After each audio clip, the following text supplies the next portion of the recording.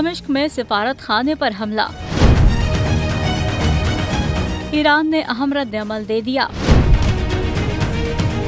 ईरानी forces ने आबनाए होर्मुज में Israeli company के पुर्तगाली जहाज पर कब्जा कर लिया। इजरायली मीडिया के मुताबिक पुर्तगाली जहाज MSC एरीज इजरायली अरबपति आयल ओफर की कंपनी का है, जबकि कब्जे में लिए गए जहाज पर फिलिपाइन का 20 रुकनी अमला मौजूद है। ईरानी सरकारी मीडिया का कहना है कि ईरानी बहरिया के खुसूसी दस्तों ने हेलीकॉप्टर का इस्तेमाल करते हुए जहाज को कब्जे में लिया। कब्जे में लिए गए जहाज को ईरानी समुद्री हुदूद में मुंतकिल किया जा रहा है। ख्याल रहे कि ईरान गुज़िश्ता हफ्ते दमिश्क में ईरानी सिफारत खाने पर इजरायली हमले पर जवाबी कार्रवाई की धमकी दे चुका है।